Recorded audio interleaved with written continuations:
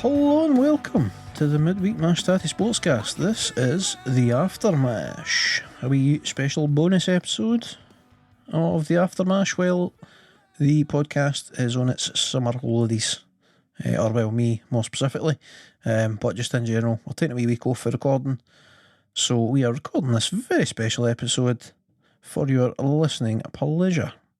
On the show with me today, my name's Mick, obviously. On the show today, as always, we have Harvey and Paul. Is it Harvey? Yeah. Come on down. We're back once again. How's your holiday going, Mick? Sorry? How's your holiday going? Epic. you're on Wales holiday. amazing. Isn't it great? Feet up. Sand between Did you my go to the toes. Louvre? The Louvre. We are indeed booked in to go to the Louvre and up the Eiffel Tower and all the Eiffel. touristy stuff. The tour de Eiffel. all the trimmings, all the French trimmings. Indeed. See wee Mickey Mouse. Mickey Mouse. I will most likely be in need of a holiday when I come back from my holiday. It's one of the kind of holidays. If I don't see you a pair of mouse ears on, I'm going to be so disappointed, man. Oh, there will Come no on, doubt man. be You've got to pictures. Go for it. I've managed to avoid a sort of family matching T-shirt scenario. Yeah. I've dodged that bullet, but I have no doubt I'll have some ears on at some point. Get the Christmas card picture, son. Aye. Hey, the Americans are big on them, eh? With the old family Christmas card pictures. Aye. It's definitely made a thing over there, aye. Aye, I feel like that'll come here eventually. Oh, probably. Oh, Imagine aye, pyjamas everything already does. is. I mean, look at the Christmas pyjama thing where everybody's just God. Aye. sheeped into it. I mean, we do it. You do it as well, Mac, don't you? You do the old matching jammies. Yes, unfortunately. I mean, So do I. Aye. fortunately, because I really love it. Naked. Every time Stacey Solomon will do family Christmas cards, and now but the reality is fucked. She's like the queen of fucking mammies, basically, is what I've learned. Stacey Solomon. She's the her paid. and you and cleaning woman. Aye, Mrs. Mrs. Hinch and Stacey Solomon. I think the cleaning, Mrs. Hinch is more the patron saint of Sandra's. Like every scheme woman wants to be like her. Stacey We've all Solomon. got- Aye, Stacey Solomon, Harvey. Who's The who? bird fae X. She was an X X-Factor. Factor. Aye, the one that could have talked like as if she was Aye, just about to funny. sneeze all the time. But she's on, what is she on now? GMTV or something? Instagram. Bunch of stuff, man. She's like a legit presenter now. Right, She's she's a doing one of the presenter. Bake Off shows and stuff too. She was going back and forth with somebody. Well, I don't know if it was the other day, but I seen the video that other day where she was going back and forth about the royal family. She was like, "What did the royal family do? Like, they just take money and this and that." And blah, blah, blah, blah. Stacey Like, Solomon was saying that. Aye. Aye. Jeez, oh, She's like, I don't see the point. there. I mean, I agree with her, but Right. she's got a housewife kind of audience to appeal to there. You usually kind of give it all the old, but the royal family kind of part. She's Mental. keeping it real, man. Honest, my missus hits the roof every time she puts a story up on Instagram because it's going to be something cool about alpacas or a nice tidy house. For real, honestly. I can't believe we're living in this world. I didn't meant to go living in the world. Social media is a where- wonderful thing. Like, Like folk in the 50s are like that, flying cars. No, Stacey Solomon has fucking alpacas. Oh my god. Or is that Mrs. Hinch? I got the two of them mixed up. They're the same fucking person. is it true that you fucked Anyway, up? Oh no, sorry, that let's fucked up. move That's my 2 things cents on along. Stacey Solomon. Ali G, bruv. I'm just bringing the content that the people want, Mick. That's what I'm doing. Right, I've got a wee surprise that will hopefully give us a few laughs, but I'm wondering if we should save that for a wee bit later in the show and maybe cover some sports stuff first. Let's save it. Let's save it. Let's save it. Okay. So- Obviously, we had a conversation earlier where the whole Jake Paul and Hasim. Oh, I But, were talking off air about the boxing falling through. So remember, I said like Hasim had The was talking contract on stuff. it. Aye. So I found a wee Right. thing there. So he was Put saying some that- background in this, though. Aye, right, quick bit of context. Because I was told him about a conversation off air and no filled him in on the subject matter. terrible from me. So Jake Paul was supposed to be fighting Yoan Fury. What year was it? Tommy Fury. Tommy Fury. Love He's Island's Tommy Fury. Supposed to be thinking Tommy it were. Fury. Tommy Fury was having an awful bowler getting into America, so that fight fell through. Jake Paul then got a replacement opponent, and he was going to fight Hasim. Was it Hasim Jr.? Hasim Rahman Jr. Rahman Jr. Aye. Right, so he's the son of a former heavyweight champ. He's a legit boxer. I believe he's a cruiserweight. Is that right? Do you know? If he's 205 weight, it'll be a cruiserweight. Aye, 205's I'm sure he's a cruiserweight. It's a light cruiserweight. heavyweight. Aye. So there was an agreement that they were going to meet at £200. Somewhere along the lines, Hasim has said, "No bueno, my body's no liking this. How's about we do 205? This was agreed." Then somewhere further down the line, he's then said, "See how I said 205? Aye, not really working. 215, that's the number." And then apparently Jake Paul's then said, "No bueno, that's too heavy. It's not happening. The fight's off." However, there has been some chat, rumours, etc., that the fight was not selling as they expected. And because they've went ahead and booked themselves into the Madison Square Garden and has a lovely bill of about $500,000 to book out the main arena, they have decided that they're not going to sell enough, so they've just canned it. That's the chat. So the official line is it's all down to the weight issues. The rumoured real issue is no selling enough tickets. The conversation we were having off air is that Harvey he was saying that he had read or seen something about Hasim Jr. Talking about some contractual issues. More specifically, it was stuff to do with deductions for every pound that he was overweight or something along the lines. Yep. I think he fights at heavyweight. All right, 224, I think. Anyway. Well, if his dad was a heavyweight. Aye. So, yes, he was talking about his contract stuff. So, Hasim Jr. was getting 0% of pay-per-view sales. All right.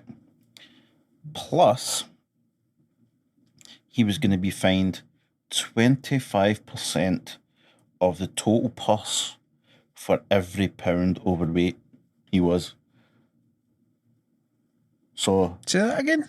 Aye, exactly. 25% of the total purse for every pound overweight he was.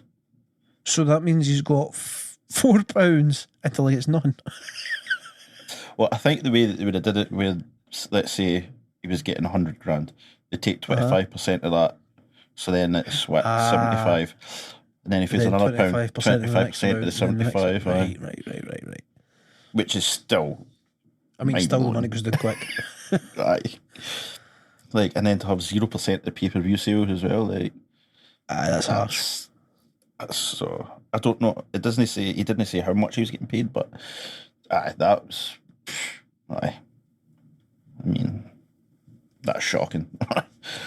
To be fair, why he would even sign that contract, who knows? Well, actually, if he beats him, he gets a lot of publicity, doesn't he? So he could make money. I just want to correct what I said earlier. So I've just looked it up, and this is the official line. The fight was agreed for £200, but then for whatever reason there was a weight check. I don't know if this was to do with the New York Commission or if it was contractual, but there was a weight check on Friday past. At the weight check, Rahman, if that's how you say his name, Raham, he was £215 apparently at the weight check. So then, the weight check, he was supposed to be 215 to show that the weight was coming down and he was going to make 200, but he weighed in at 216. So then they've requested a 215 catch weight, but the commission supposedly has stated that they wouldn't sanction the bout unless it could make it 205. And then at that point, apparently, it was called off. But either which way, it all seems a bit squirrely. Aye, seems there's something all right there. Yeah, no. Aye. I mean, hopefully it's the end of this celebrity bloody circus boxing, whatever. I don't know. Well, KSI is fighting somebody. God, I've no idea who it is, but he's fighting somebody in like September or something like that, and apparently it's selling very well. If the hype's to be believed, anyway. KSI is another one who has a lot of followers, especially in England. Mm-hmm. So I've yet to actually watch a YouTube video with that boy to understand what the deal is. What is the deal? Alex Wasabi. It was just very funny. So I think he started out with FIFA. Aye. Right, so he's like, all right, so it's all about playing FIFA and stuff like that. Right? He was a streamer. I'm sure it was FIFA was the first game that he blew up on. Right. Basically, he's just a bit of a character. He's just a bit of a lad. He just He's actually pretty funny. Streams and that. So it's actually he's a wee bit different. I mean, it's still YouTube, but he's a wee bit different for the Paul brothers. Whereas they were doing all sorts of stuff. They were doing like sketch type stuff and outlandish things to get attention and whatnot. Whereas KSI started out basically as a gamer, as I understand it. But I can't say I've ever been a fan of any of them. It's no my thing. I watch a lot of YouTube videos, to be fair, but I do like my YouTube videos, especially gamer YouTubes. Like, I mean, I do get the appeal to it. Like, I mean, Christ, my football manager is basically taking tips off of YouTubers. Like, that's why I'm doing as well in Football Manager. Oh, absolutely, man! I'm picking up tips, man. In real life, managers learn from managers. I'm learning from players. Absolutely, man. Got to learn somewhere. So, I have a decision for these lads. Do you want to talk some football, seeing as we're on Football Manager as it is?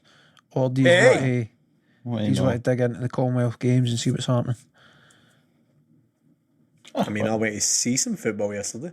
Oh, you bet there. Real live football. Real life in-person football.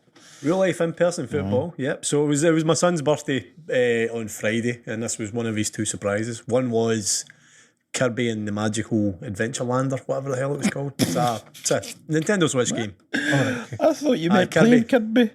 Oh, like, actually, I know. I actually playing classic Kirby in the streets. No, Kirby is indeed a computer game character. Ollie, guess what? We're going to play Kirby. Hashtag not my Kirby. Oh man. No, the Kirby that he likes is this wee pink guy that eats whatever he eats and then he becomes it. It's a bit weird, to be honest, but computer games. But his other surprise was going to football, so I got him tickets to go see Ayr United. Poor wee boy. God, what a shame. So we both got our Ayr United tops on the way to see Ayr United play at home against Arbroath. Lovely. Happy to say it was actually a good afternoon. Good game, aye? No draw, but actually a good performance. It's got to see real football in the flesh, that live football. It's just, it's different, man. You're right, aye. And that, man, like it is, it's different. When you're in the stadium watching it, it's completely different. Aye.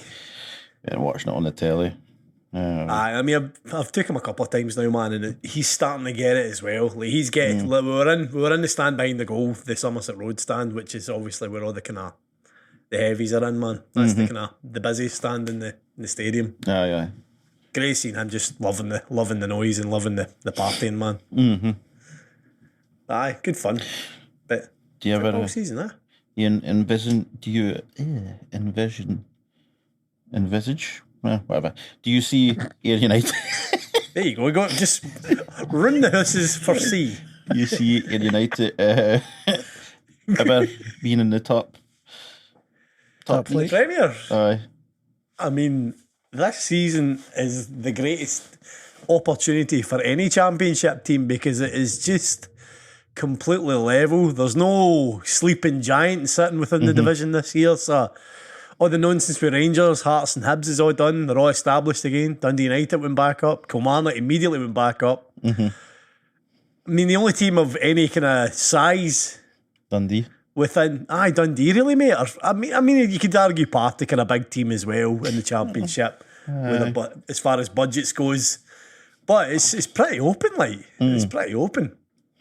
And that was second place, only to Kilmarnock last year, and who were top until 2 games to go, basically. So, and Arbroath and Ayr made them look very. I mean, Ayr dominated them even until the sending off in the last 10 minutes, which in a way harmed Ayr because Arbroath just sat in all the more and protected, which obviously you would do, but. It was great. It was a great game of watching. Ayr look very good for once. I know their League Cup campaign was a bit of a shambles, but that's always a bit of a kind of hit and miss the League Cup with the groups in July. It's kind of basically like pre-season, isn't it? Aye, it's like a competitive pre-season, effectively. Some teams take it more serious than others. So, obviously, you're saying they look good this season. A team that doesn't look good is bloody Motherwell. Aye. What a shower of beep. Aye, but then they won today as well, though. They won against St Mirren. St Mirren were doing it 10 man, I think. I hate them. I hate Motherwell. I think it was a controversial penalty too. I'm not sure. Didn't watch it, but aye, Motherwell.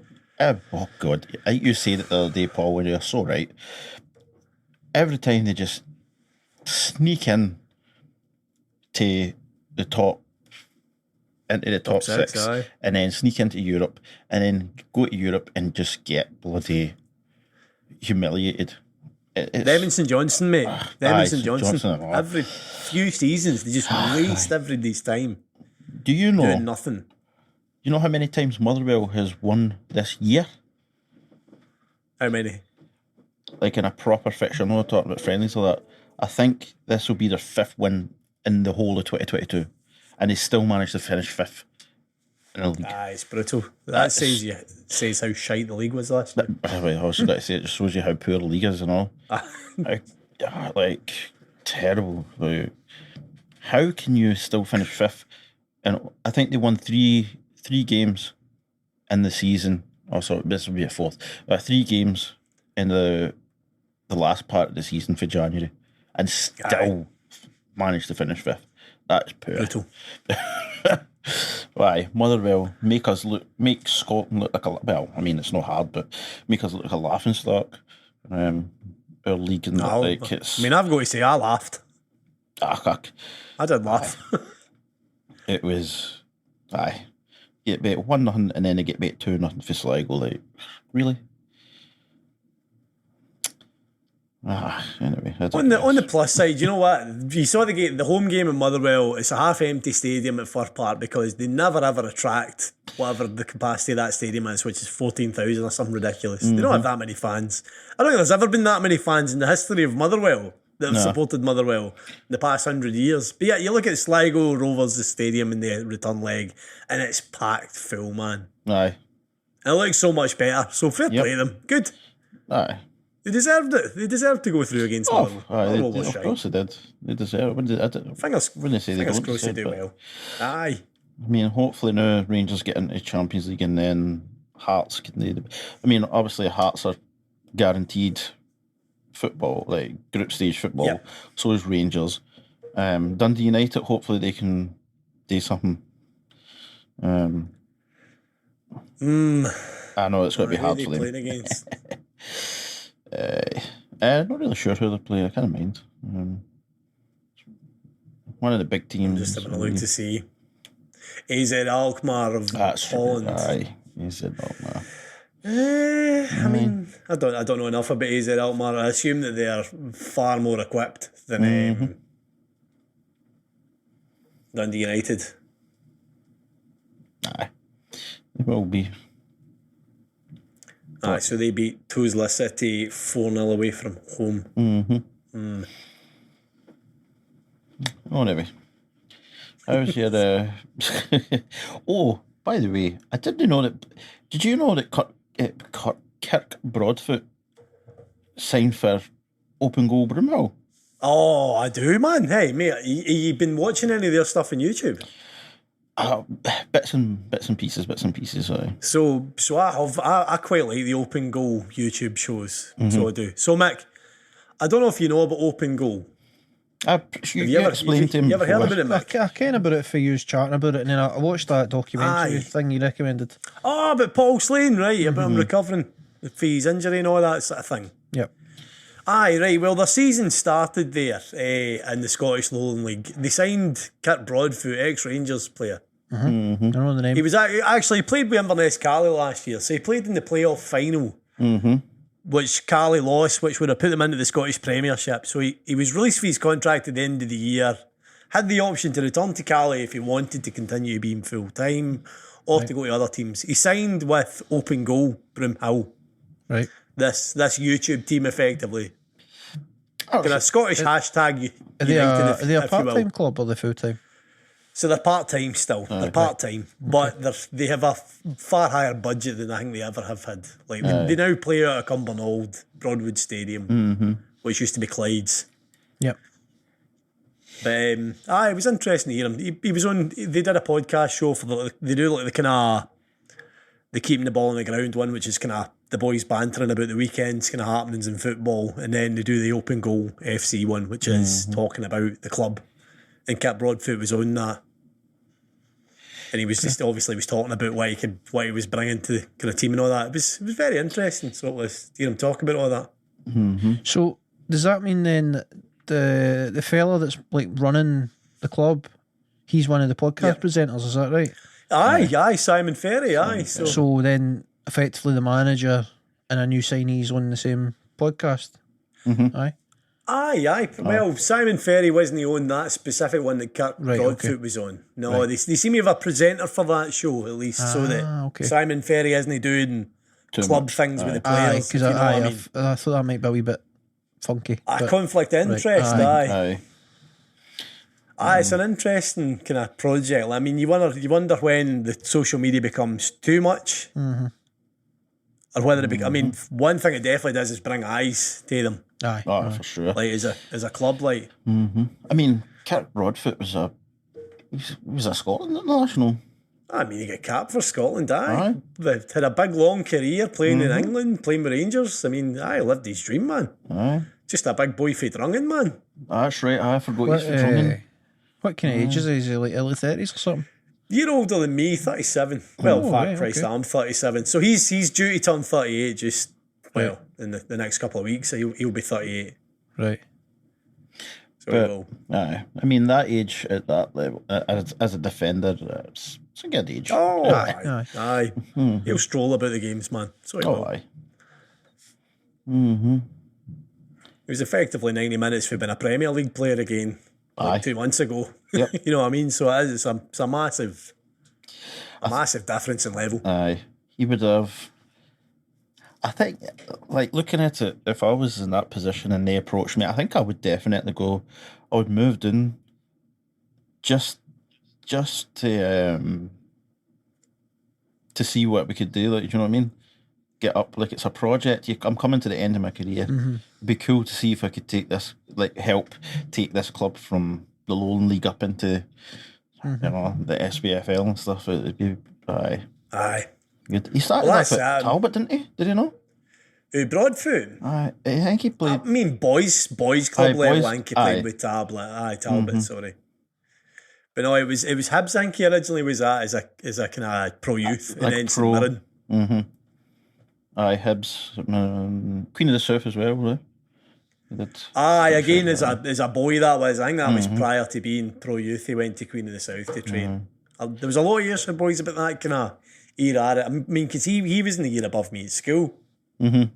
So he was. There was a lot of kids who run about my area went down to Queen of the South to train, like certain nights of the week before they were signed anywhere. Like I think United used to do it as well, where they would have one night of training for boys club kids. What was Burns? Somebody Burns, Harvey. Ryan? He would have been that similar age Paul group. Burns, aye, Paul Burns. Oh, Your 'cause he went boy, Queen of innit? the South, did he not? No, Aye. Paul Burns is now third. Oh, is he now a third boy? I thought he was in McCart. No, wait, is Paul? Wait, Ryan was a year above us, and aye, Paul. Aye. No, James. James was his James, brother. sorry, James is his brother. Aye. Ryan Burns is a different brother. Queen of the South did take a lot of kids for that kind of era. So there was for Ayrshire. They did use Ayrshire as one of their kind of scouting areas. Mm-hmm. So they did round about then. The problem with Ayrshire is it's a shithole. I don't know, man, Dumfriesshire. Well, why? But I mean, the problem. There's not much going on down there. The problem with Ayrshire is there's a lot of talented boys there, but the pass they get led down and stuff, it's just it's a shame. Aye. I feel like, I'm not wanting to name names, but I can certainly think of a lot of boys my age that just they were training with Rangers or training with Celtic, and then they were getting gassed every bloody weekend, and before you knew it, that was it. they're wanting as brickies and so on and so forth, and the fact my career's been hitting the head, like. A shame, like, but yeah, it is. I also think it must be a difficult situation when you're that age, when you're in your wee school and you're the best player and nobody can get near you, and then you get chucked into an environment where everybody's that good and suddenly you're not very special anymore. Aye. And it must be like a big mental challenge to switch on to think, right, now I need to be better than all these folk. Whereas a lot of boys will just be like, fuck this, man, this isn't fun anymore. Aye. Like, it must be a hard thing to get around, man. It's an interesting kind of... We get to pick the brain of somebody like who didn't quite make it. The outliers, in terms of people who have a natural talent for a sport, and come from like a really rough area, the outliers are the ones that coming for that background puts a fire in them, that kind of thing, that they never give up, that they never stop trying. Aye. But more often than no, the talent will be wasted because of the coming for that area. They're a big fish in a small pond, and they get pulled into the wrong things, and then, as you say, like when they go to that next level up, suddenly they're the small fish in the big pond. You know, when you see that more often, you know the hometown hero. You see that more often in places out with the UK, because obviously UK, like, if you don't have a job, that you get help for the government, etc. Like, you know, around that. Countries where they don't have that is where you see that a lot. Aye, the percentage of people with talent also having the fire in them is a wee bit higher. Yep. Because that's the way they know that they can make money doing that. And well, that is another thing as well. Like, it's definitely a lot easier to put yourself in the mind space where you need to attain this because it's your future and you're responsible for it. Like, whereas I think there needs to be a change at the school level, I think, in the UK. Oh, in the UK. Like across all sports, there needs to be more doors opened, more avenues for people to discover that they've got a talent, and then ways that they can pursue it. Because right now, like, if you don't have an uncle that kens somebody, or like just be lucky enough to be in the right place when a scout's kicking about, your chances of making it in any sport, if you come from an area such as Ayrshire, like, it's slim pickings, man. The thing I always notice with kids' sports, especially in football, it was the worst for this, but it wasn't about being talented, it was about being overdeveloped quicker. Right. So when I was a wee boy as a goalkeeper, I wasn't a big boy. I wasn't inches taller than I should have been at my age. I was just a wee guy. And I played with a team full of wee boys. The best teams in our division were the kids who were men before they were boys, if you know what I mean. Aye. Like, who'd grew up quicker, so they were bigger, stronger, heavier. It was the same thing in rugby. Me and Harvey. I imagine it would be in rugby as well. Rugby, obviously, that's even all the more apparent, like, because you get boys who can literally clean out. There was teams that were just hellish to come up against. Like, Kelly was one because of one particular player. I remember we were like under 16s or under 17s, and they had a lad that you would swear that he was like 21 or something. He was well over 6 foot and built like a brick shit house. And he was like still seemingly a young lad, but we were looking at him thinking, what do you do with that? And there was teams like down in the borders and kind of more up north and stuff where it was like all these like farmer lads. Who monsters. They were big, absolute and giants, and strong. Aye. The farmers, they were aye. Oh man. That's So I get what you're Aye. saying, man. I get what you're saying. Aye. It's something that hasn't changed, is what I was trying to say as well. Like when I went to be a coach, it was still the same. It was the bigger teams, the big strong boys, as opposed to talent. I don't usually give America credit, but one thing they did that they've got done pretty well is sports in schools. Like for when they're young, like Yeah. there's a big emphasis on sports, and they've got that right. I think. It's like I remember when you were charging the car, Michael, down by the race, in Kelly. Oh, the track, the athletics. athletics stadium thing. But And I just arena, remember, sorry. I remember looking at some of the mains, and I was just like, man, no wonder we can't do it. We're not good at anything. Look at these 14-year-olds, and they look so young, but you go across the water, or go to America, a 14-year-old is 3 times the size of them, like in terms of muscle mass and stuff, you know? Aye, Like they train properly. They make sure that they train. Aye. Yeah. And us, it's just like you know. So we're behind the ball a bit in that sense, but aye, what can we do? Needs a change. I mean, just talking about athletics, why don't we talk about the Commonwealth Games that's going on now? Christ, aye. Let's have a switch. Well, I happen to have the table here, the medal table. So having a wee nosy. So currently it is Australia comfortably in the lead with we should say we're recording this on Sunday the 31st. So I think by the time this comes out, this will be bye-way. Aye. So the full results will be available should you want to check them out. But at this moment in time, it is Australia in the lead with 19 golds, 11 silvers and 16 bronzes, a total of 46 medals. And you've got England with 10, 16, 6, total of 32. New Zealand, 10, 5, 3, total 18. Canada in 4th with 3, 4, 8, total of 15. Scotland, the mighty Scotland, in 5th with 2 golds, 7 silvers, 8 bronze, a total of 17 medals. Tremendous. And I was having a wee look for Cayman Islands. They're currently not on the board. Yeah, I doubt you'll see them winning a medal, but I mean, could be wrong. I did see that there was one of the lassies we here who's swimming. I think it was a 50 metre freestyle. She won her first heat. Oh, awesome. She won her first heat. She's the youngest person competing in that event. She's 13. Damn. To win a sprint event in swimming as well, though, like that's no, I mean, it was just a big heat, deal, man.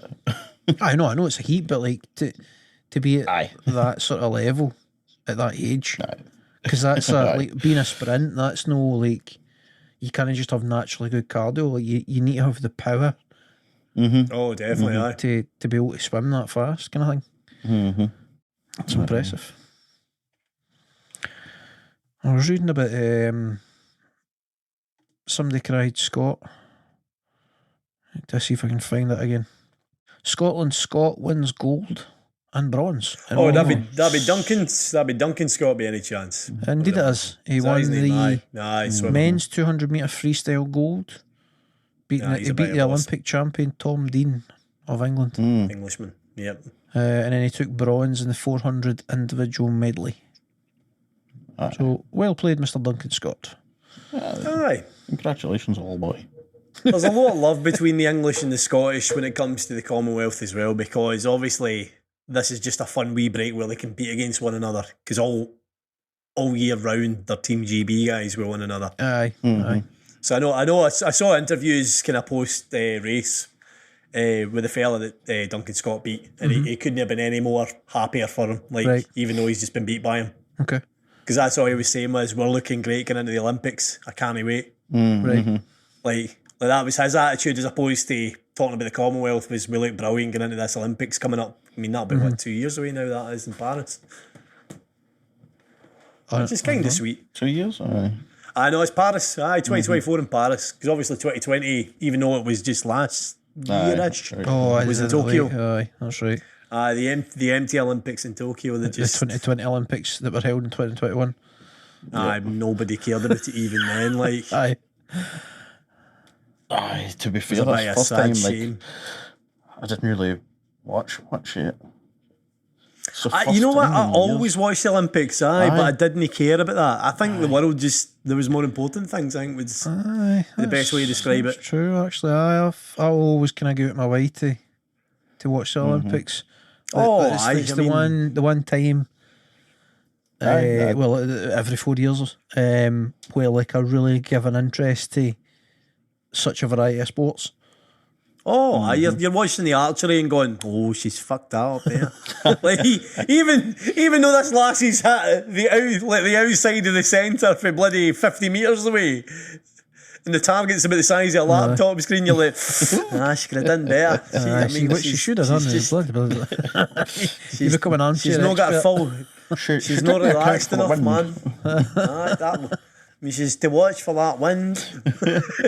It's the same with the gymnastics. Like, the gymnastics is always my favourite, where you're watching these boys and lasses compete and do the most amazing physical feats of strength and balance and style. And the lassie or the boy will land, and one foot will go like, oh shit, and you'll be like, oh no. That dismount wasn't good enough. That dismount. Oh, she's stutter stepped. Oh dear. Oh, and look at the score. Oh no. Man. It's hilarious how you become an expert immediately when the Olympics is on. It's the fun of it, I think. You turn into a pro all of a sudden. Christ, I even watched badminton when the Olympics is on. Badminton's not that bad to watch. Badminton's watchable. Aye. I see badminton at the top. I mean, it's really watchable. Do you know? Oh, curling. Oh, I love curling when it's on. I'm all about the curling at the Winter Olympics. That's the Winter thing when Olympics. you've got to have a bit of banter about it. Curling without the banter. Aye, curling without banter is just stupid. Apologies to anybody that plays curling, but it is. It's like it's a laugh to try and play it, right? I've tried to play it. I remember being involved. Have you? Oh, I was involved with some athletics that I think it was through the college actually. I was volunteering at some kind of experience day. I think it was like at the Magnum years ago. And so like throughout the day, I helped out at different like stalls or no stall stations. That's the word. So like there was archery and it was all the kind of stuff you get at Commonwealth Games and Olympics. So a right mix of stuff. One of the things was curling, so it was like legit players, coaches, whatever they were. And then I was like for part of the day, I was one of the volunteers, and they were like showing me the techniques and stuff. And of course, I'm just skating about the ice like an idiot. I had no hope of doing anything with it. Like it's actually the skill level is like so much higher than you can probably give them credit for. Like, see, try to keep your balance in that lunge position if you're like the person that's doing the curling. Oh, that big power slide. Aye. That ain't easy. That's a flex, man. That is a flex. That's coolness. You're a cool bam. As soon as I would start sliding, I would start spinning. Your back legs away, is it? Aye, so I'd have to just let go of the whatever the hell they call that big rock, and just hope for the best. I couldn't control it. It looks like every time I watch it, I say I want to try it. I always do this thing where I go, I can give a shot at curling. Because you see all like the try curling things on BBC.com, because there's all these wee clubs, Right. and it's an old person sport, really. Like the numbers probably aren't very great for curling. It's I like never ever bowling. try. Lawn bowls, I should say.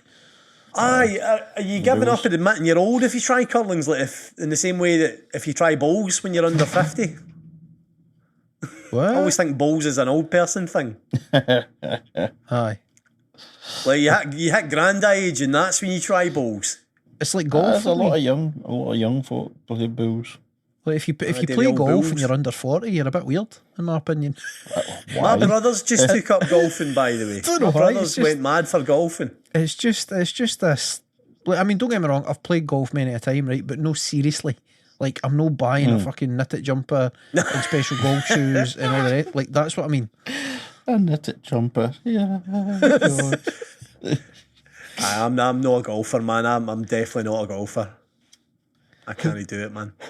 I enjoy it around the golf. Fair play, anybody. Aye. Do you know what's cool to watch? Table tennis. All right, I Love a thought you were bit of talking ping about pong. a table tennis. Lisa's is interesting. cousin. Interesting to watch that. Aye. Mm-hmm. My missus' cousin, he played at the Commonwealth 8 years ago as a Right. table tennis player. So he did. I like the Sean mannerisms. Dougherty's though. name is. There's a lot of body movement, and then it's just on Aye. the wee wrist flicks and stuff. The wrist flick, right? The cha. Again, great fun to play table tennis. Really loved that when I was wee, when I was younger. Love playing table tennis. I can't play it. What the fuck? Excuse my language. I was Can't play I war. was passable as a like total amateur having a laugh. However, I don't think for aye, 1 but- second I could hang with anybody that's actually competitive at it. Nah. I remember playing against somebody who was good at it. And they were like, oh, you want to play table? I was like, I win. I was like, I'm not very good. They're like, I'm not good either. Lies. A boy talks me. I was like, right, nah. After about 5 serves, I was like, I'm not playing you. What you do? All kind of spin, and I'm like, what you little kid? I can just hit the ball and get it onto the next side of the table when you're doing all this mad spins, and I'm just like, I'll be. See, I can do a wee bit of that. I've got a wee bit of that proficiency. I remember playing at college and being kind of passable against boys that were decent at it, even when I came to college with you guys. Was G Pope not good at table tennis? Aye, Gordon, I'm sure was quite good at the table tennis as well. But no, I'm passable at it. I would give somebody a decent game, if not a brilliant game, but a decent game. I would hold my own. It's one of the kind of odd games that I just seem to have a bit of kind of love for. Shall we move things on a wee bit? Yeah, aye. So I said I had a wee bit of a surprise. So there's a radio station, and I think it's in Australia. All right. I can't remember the name of it. It's like kind of rock type radio station, but they kind of chatty shows on it. Flyme and Rock Radio. It's letters. It's like K something or other FM or something. I can't quite remember what it is. FM. But they're big on social media, like TikTok and Instagram and stuff. They do well because they do these kind of listener interaction things. Like, well, so they'll have like listeners send in stories that are funny about stuff, and I'm guessing they must, like, for the live broadcast, they must bleep them, right? But when they put the videos on social media, they're uncut. So, like, the presenters will read the stories as they're written, so you get the swearing and stuff. So it adds the wee extra bits of banter into it, right? So one of the favourites that they always seem to come back to is nicknames. So basically, if you've ever worked with somebody that's had a funny nickname and or has a kind of run-of-the-mill nickname, but there's a funny story that goes with it, like, you send in the story and then they'll read it out if it's funny. So I've had a wee browse through Reddit, and I've found a subreddit that's dedicated to this sort of thing, right? So funny stories based around nicknames. So I figured, let's take 5-10 minutes just to have a wee flick through and have a couple of laughs. So now, let me preface this way: some of these might be, I don't know, controversial, let's say. If they're a bit too far gone, then they'll just get cut out. But if they're sort of treading the waters, we'll leave them in and just be advised that it's nothing to do with us. I'm just reading words off the internet. So we're not responsible. I'll not read the usernames because that could be risky in itself, right? So I'll just read the things, right? So first one is, and let me preface again, I've no pre-read these, so God knows what we're going to get. Right, first one. Oh, Jesus. The nickname is Half Tan Dan. Came to work one day after sleeping next to his girlfriend who had done fake tan. One side of his face had some tan transfer while they slept. Half Tan Dan, that's quite good. Half tan Dan. We once... Could I follow up on that, by the way, just while you're on half tan Dan? One time, and this is just when I started going out with Lisa, she fake tanned herself. Okay. Right, before bed. Got in bed, and I made sure to stay away from her all night. However, when I got home and I checked, and I was just getting dressed to go to the gym, and I noticed in the mirror there was a brown spot in my back. Right. For 6 days, I panicked that I thought, oh no, something's wrong with my skin. What if I've got skin cancer? What if I'm dying? I then asked my mum, who laughed off her head for 15 minutes, and she went, "No, you silly git, that's fake tan." Worst week of my life, worrying about potentially having cancer.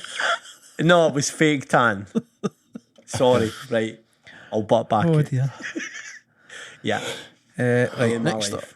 We once called a guy Sean Steve for 7 years because he wore a black turtleneck to the pub once, just like Steve Jobs.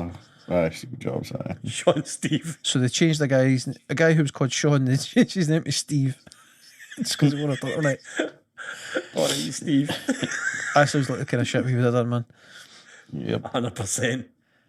Went to school with a guy who brought a torch in with him once. Was torch boy for 5 years. Oh Jesus! 2 years later, his sister joined, and she ended up getting called Torch Girl. He's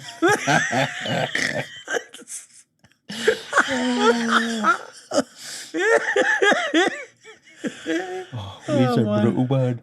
Oh, this seems a long. The kids' nicknames are horrible.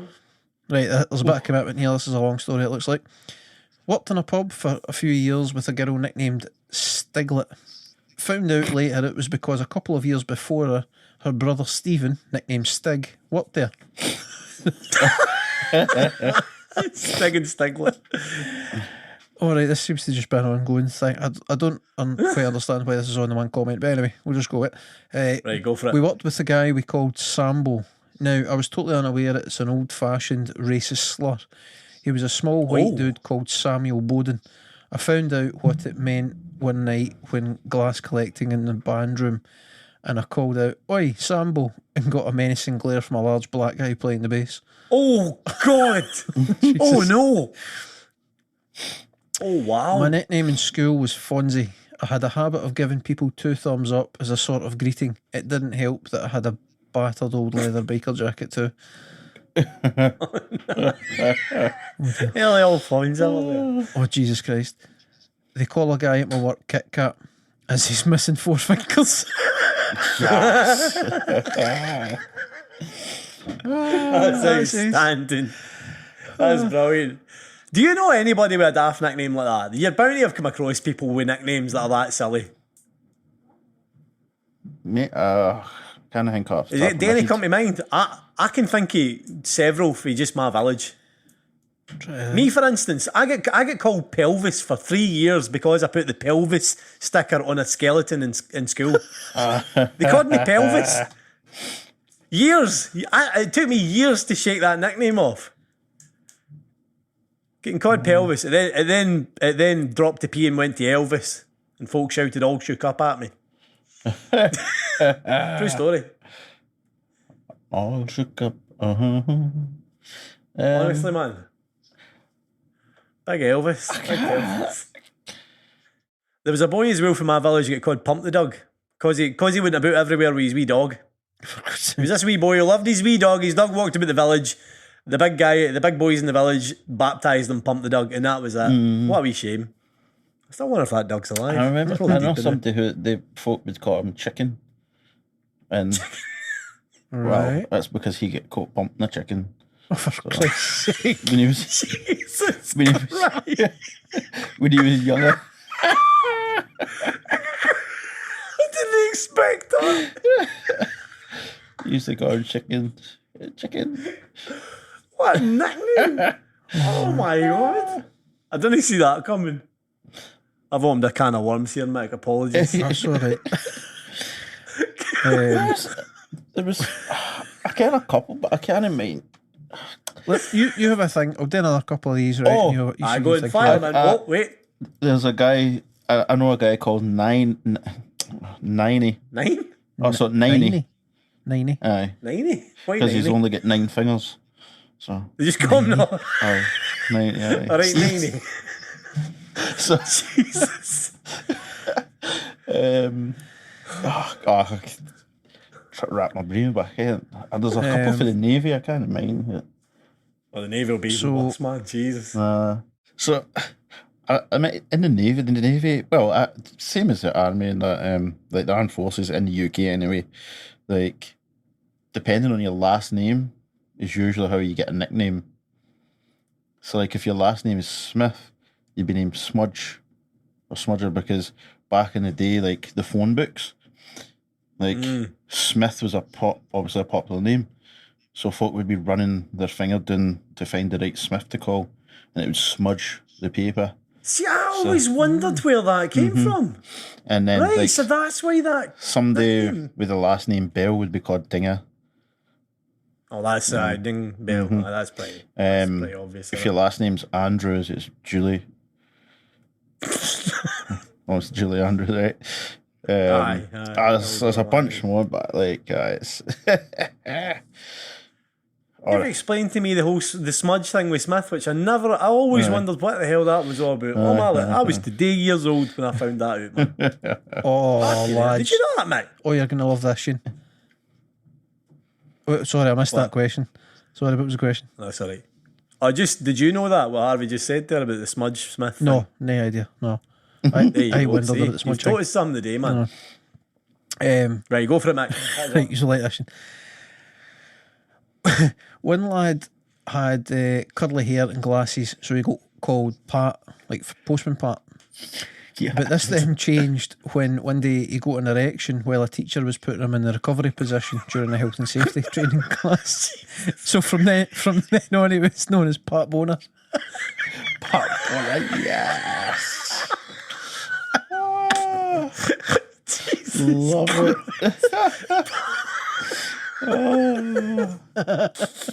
That's hilarious.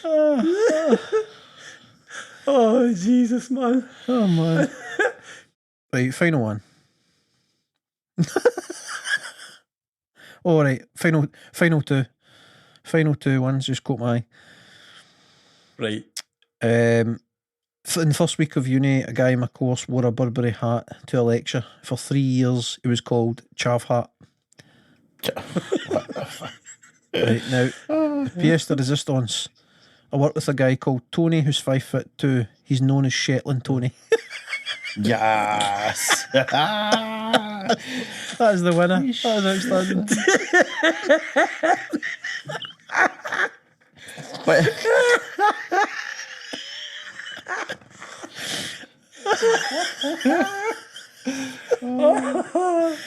Oh, man. Wee Shetland Tony. That's decent. I like that. That's pretty decent. There's just enough like intelligence in that it's Outstanding. Shetland Tony. man. Aye, decent, man. That's decent. I like that. Oh, Christ. Right. did anybody in our school have a weird nickname?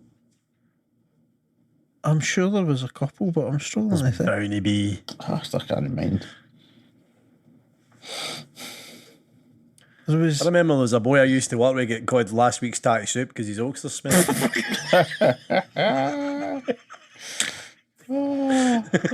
This boy got called last week's Tattie Soup. I'm not even joking. folk would say, "Where's last week's Tattie Soup?" He's through there. Like, it's the longest nickname I've ever heard in my life. To be fair, we do have one for college that kind of borders on this sort of stuff. Our Stevie, after doing an Irish accent on a night out, became known as Irish Steve. That's because he thought the lassies he was talking to were Irish, but that's they're from Edinburgh. Like, we're not You're Irish. Irish. We're not Irish. It's like, You're Irish. You're fucking Irish. You're Irish. He was known as like, Irish Stevie the whole duration of college. It's like, no, Stevie. Well, Stevie, what's Stevie? Irish Stevie. Sweet Irish Stevie. Stevie right on. He had the dancing feet though, Stevie. You get known as that as well, Stevie that can dance. Aye, fast feet Stevie. Aye. Stevie with the feet. Irish Stevie with the feet. Damn, could he dance? Should I? I actually saw a video on Facebook, and it was some guy doing the old rave dancing, and the first thing I thought was, he's not as good as Stevie. Stevie's better than that. Steve with a drink in him would destroy that. That was unusual. For quite a while when I was an apprentice joiner back in the day, there was one guy who would always refer to me as Creeping Jesus. Creeping Because Jesus? when I first started, I hadn't really had the sun in a while and I was like milk bottle white. Cream Jesus. There's cream. There's all cream. Like genuinely, he would like that's- greet me in the morning, like oh, there he is, Morning morning cream cream Jesus. Christ almighty. I must be a good environment, is it no? Being an apprentice in a building Oh, site. it was glorious. Aye. And that was Character building. that was before all the kind of cancel culture and all the rest of it. So Oh, aye. I've Jesus, seen and aye. I've been heard trying some some of this stuff. some lovely things. I remember stories, boys. I like my mate Jamie. He used to be a scaffolder. Some of the things that boys would do to one another in building sites, man. Holy I've seen folk get nailed and stapled to walls and stuff. aye, man. That's hilarious. Legit. I once seen a guy. I'm pretty sure he was like an apprentice joiner, but for a different company. But they they put a nail in the wall about 6 foot up and lifted him up and hung him by his tool belt. Yeah, Christ. that's It must horrible. have been like terrible mentally for him, but it was fucking. Oh, That it was would be funny. fucking hot. I mean, aye, especially if you're like a teenager, man. Oh Christ! Grown men absolutely roasting you alive. Aye. I'll get the. Oh, man. Yeah. In the Navy, they did a thing, not quite similar, but they called it Junior Kaplunk. And Kerplunk. Junior Kaplunk. So what they would do would they would Oh shit. grab somebody who's just, it was their first ship, you know, just out of basic training and that, and they would what's that tape? The duct tape. Right. They would just hold them up against the ceiling and put strips of duct tape on until they could like let go and he would tingle, and then Just hang there. and then everybody would get a chance to take one strip Until a bit of off tape until he fell. Junior Kerplunk. That is horrible, man. Oh Christ! I missed it in that because I can't remember exactly how it happened, but basically they were grabbing some of the boys who were new and that, and they were like, we're gonna hit Junior Kaplunk, whatever, and was chasing them, and then like they came by me, and I was just like, whatever. I was like, I didn't run. Do you know what I mean? I was like, you got to catch me anyway, so might as well just get it over and done with. And they were like, nah, it's all right. Like, so because I was just like, I just basically like, fucking give up now because you're going to catch me on a ship, like, you know, aye, it was very fun. So like, chasing that for cool. So I managed to get it. But aye, it's fun. That's a fun game. I mean, I even got a shot at taking one of the strips off too. So one, aye.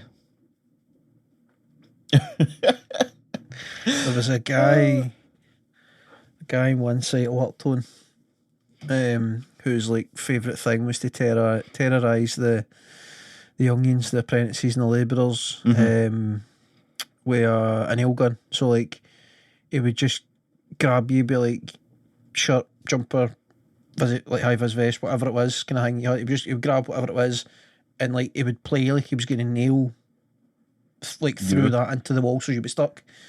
But like he would do it now and again.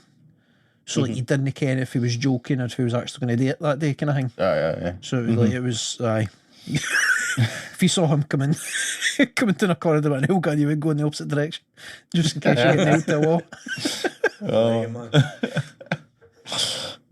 Did they ever try any of the like sending you out for a long stand or anything like that? I got that. Oh, I did that days I to got somebody, so I did. It's like an initiation fall? thing, man.